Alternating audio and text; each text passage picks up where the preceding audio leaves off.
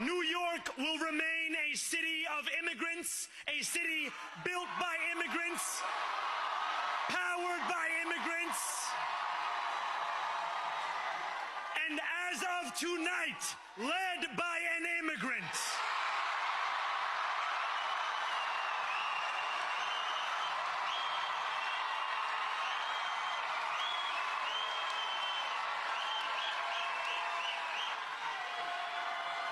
So hear me, President Trump, when I say this. To get to any of us, you will have to get through all of us.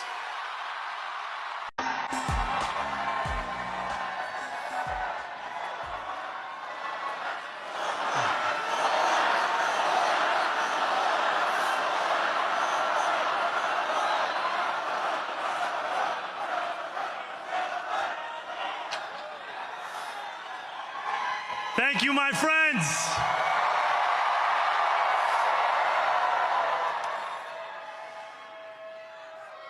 The sun may have set over our city this evening, but as Eugene Debs once said, I can see the dawn of a better day for humanity. For as long as we can remember, the working people of New York have been told by the wealthy and the well-connected that power does not belong in their hands. Fingers bruised from lifting boxes on the warehouse floor, palms calloused from delivery bike handlebars, knuckles scarred with kitchen burns. These are not hands that have been allowed to hold power. And yet, over the last 12 months, you have dared to reach for something greater. Tonight, against all odds, we have grasped it. The future is in our hands. My friends, we have toppled a political dynasty.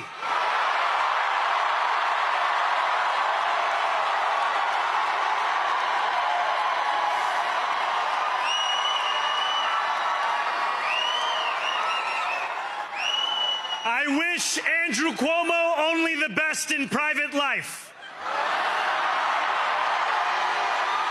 But let tonight be the final time I utter his name as we turn the page on a politics that abandons the many and answers only to the few.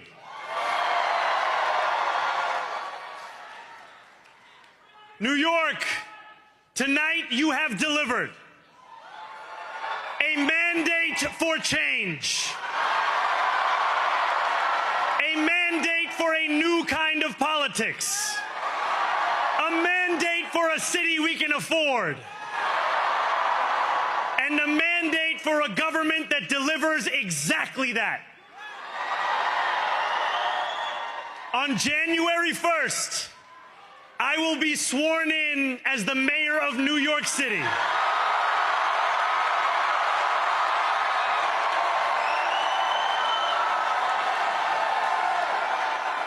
And that is because of you. So before I say anything else, I must say this. Thank you.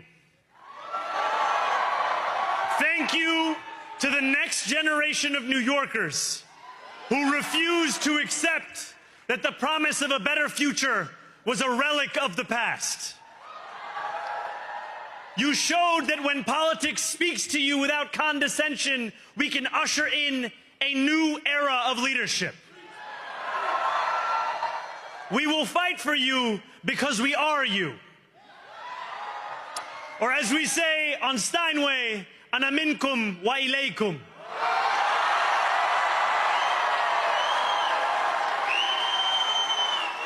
Thank you to those so often forgotten by the politics of our city who made this movement their own.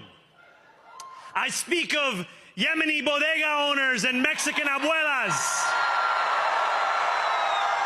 Senegalese taxi drivers and Uzbek nurses,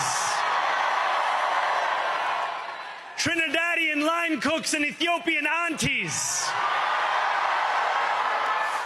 Yes, aunties. To every New Yorker in Kensington and Midwood and Hunts Point, know this. This city is your city, and this democracy is yours too. This campaign is about people like Wesley, an 1199 organizer I met outside of Elmhurst Hospital on Thursday night.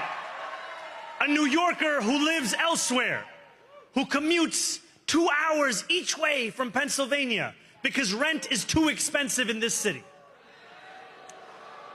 It's about people like the woman I met on the BX33 years ago, who said to me, I used to love New York, but now it's just where I live.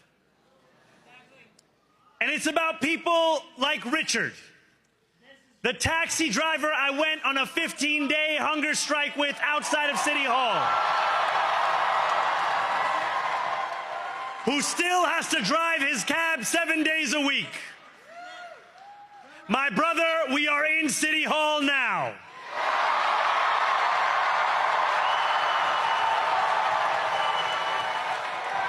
This victory is for all of them, and it's for all of you. The more than 100,000 volunteers who built this campaign into an unstoppable force. Because of you, we will make this city one that working people can love and live in again. With every door knocked, every petition signature earned, and every hard-earned conversation, you eroded the cynicism that has come to define our politics. Now I know that I have asked for much from you over this last year. Time and again, you have answered my calls. But I have one final request. New York City, breathe this moment in. We have held our breath for longer than we know. We have held it in anticipation of defeat. Held it because the air has been knocked out of our lungs too many times to count. Held it because we cannot afford to exhale. Thanks to all of those who sacrificed so much, we are breathing in the air of a city that has been reborn.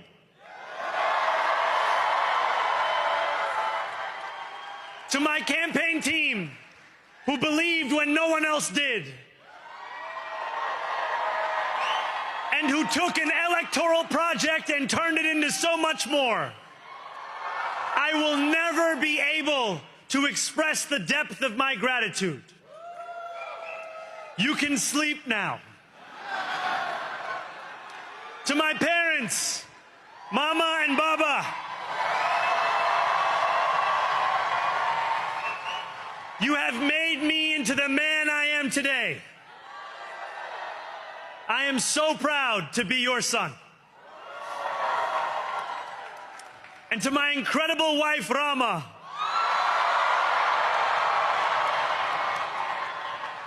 Hayati, there is no one I would rather have by my side in this moment and in every moment. To every New Yorker, whether you voted for me, for one of my opponents, or felt too disappointed by politics to vote at all, thank you for the opportunity to prove myself worthy of your trust.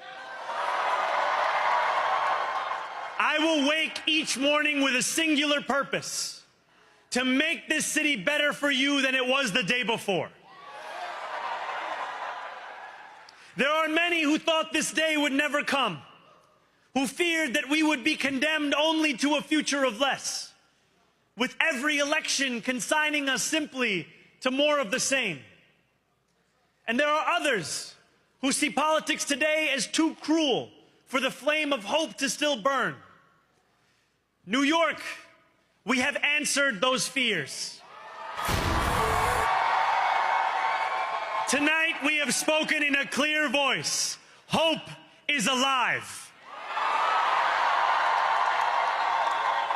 Hope is a decision that tens of thousands of New Yorkers made day after day, volunteer shift after volunteer shift, despite attack ad after attack ad. More than 1 million of us stood in our churches, in gymnasiums, in community centers, as we filled in the ledger of democracy. And while we cast our ballots alone, we chose hope together. Hope over tyranny. Hope over big money and small ideas. Hope over despair. We won because New Yorkers allowed themselves to hope that the impossible could be made possible. And we won because we insisted that no longer would politics be something that is done to us. Now it is something that we do.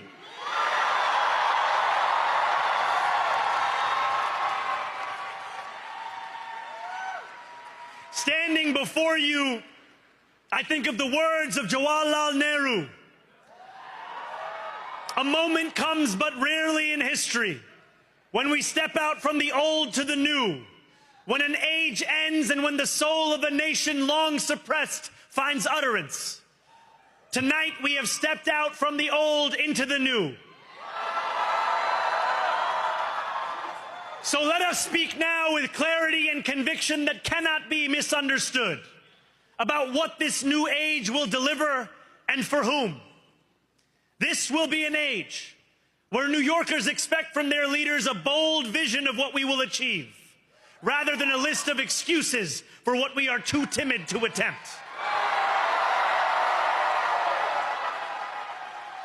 Central to that vision will be the most ambitious agenda to tackle the cost of living crisis that this city has seen since the days of Fiora LaGuardia.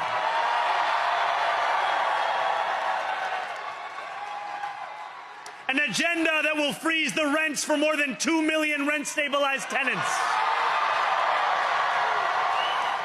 Make buses fast and free. And deliver universal child care across our city. Years from now, may our only regret be that this day took so long to come. This new age will be one of relentless improvement. We will hire thousands more teachers. We will cut waste from a bloated bureaucracy. We will work tirelessly to make lights shine again in the hallways of NYCHA developments where they have long flickered. Safety and justice will go hand in hand as we work with police officers to reduce crime and create a department of community safety that tackles the mental health crisis and homelessness crises head on. Excellence will become the expectation across government, not the exception. In this new age we make for ourselves, we will refuse to allow those who traffic in division and hate to pit us against one another. In this moment of political darkness, New York will be the light. Here, we believe in standing up for those we love. Whether you are an immigrant, a member of the trans community, one of the many black women that Donald Trump has fired from a federal job, a single mom still waiting for the cost of groceries to go down, or anyone else with their back against the wall, your struggle is ours too. And we will build a city hall that stands steadfast alongside Jewish New Yorkers and does not waver in the fight against the scourge of anti-Semitism. Where the more than 1 million Muslims know that they belong. Not just in the 5 boroughs of this city, but in the halls of power. No more will New York be a city where you can traffic in Islamophobia and win an election.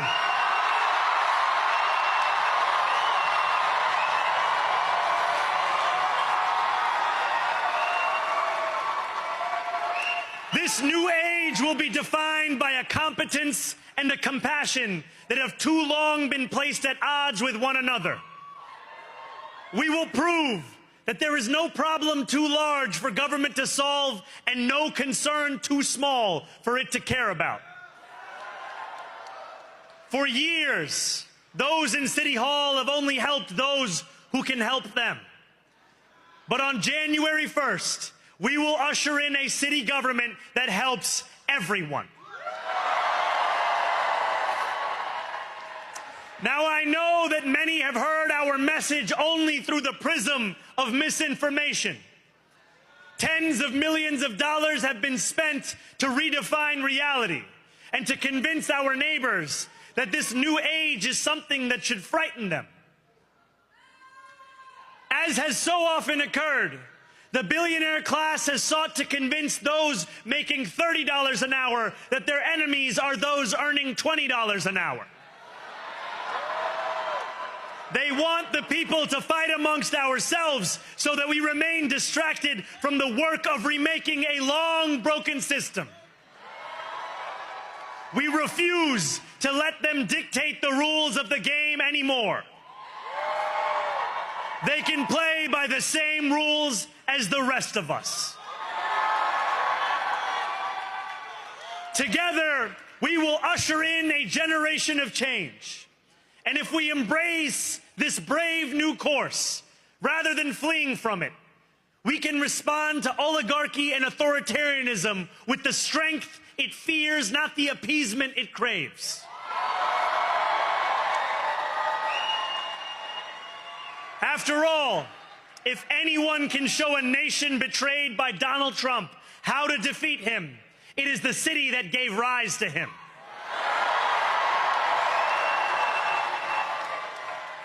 And if there is any way to terrify a despot, it is by dismantling the very conditions that allowed him to accumulate power. This is not only how we stop Trump, it's how we stop the next one.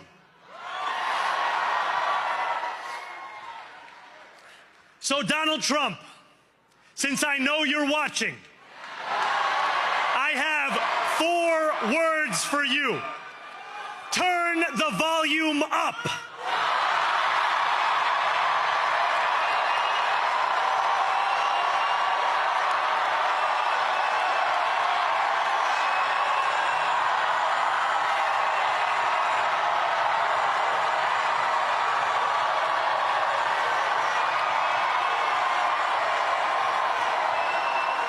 We will hold bad landlords to account, because the Donald Trumps of our city have grown far too comfortable taking advantage of their tenants.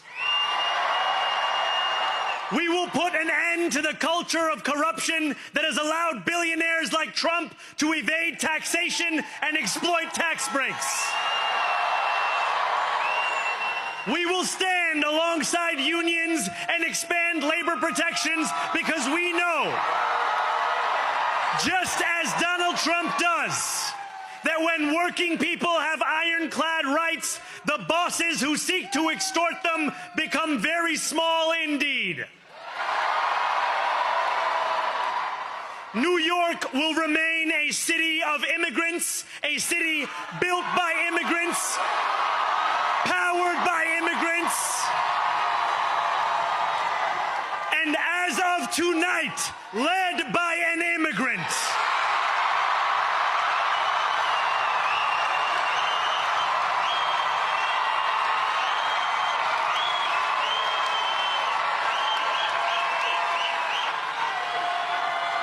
So hear me, President Trump, when I say this.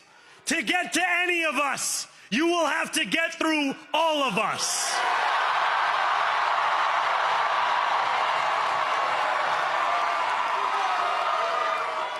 When we enter City Hall in 58 days, expectations will be high. We will meet them. A great New Yorker once said that while you campaign in poetry, you govern in prose. If that must be true, let the prose we write still rhyme, and let us build a shining city for all. And we must chart a new path, as bold as the one we have already traveled. After all, the conventional wisdom would tell you that I am far from the perfect candidate. I am young, despite my best efforts to grow older. I am Muslim. I am a democratic socialist. And most damning of all, I refuse to apologize for any of this. And yet, if tonight teaches us anything, it is that convention has held us back. We have bowed at the altar of caution, and we have paid a mighty price. Too many working people cannot recognize themselves in our party. And too many among us have turned to the right for answers to why they've been left behind. We will leave mediocrity in our past. No longer will we have to open a history book for proof that Democrats can dare to be great. Our greatness will be anything but abstract. It will be felt by every rent-stabilized tenant who wakes up on the first of every month, knowing the amount they're going to pay hasn't soared since the month before. It will be felt by each grandparent who can afford to stay in the home they have worked for, and whose grandchildren live nearby because the cost of childcare didn't send them to Long Island. It will be felt by the single mother who is safe on her commute and whose bus runs fast enough that she doesn't have to rush school drop-off to make it to work on time. And it will be felt when New Yorkers open their newspapers in the morning and read headlines of success, not scandal. Most of all, it will be felt by each New Yorker when the city they love finally loves them back. Together, New York, we're going to freeze the... Together, New York, we're going to make buses fast and... Together, New York, we're going to deliver universal... Let the words we've spoken together, the dreams we've dreamt together, become the agenda we deliver together.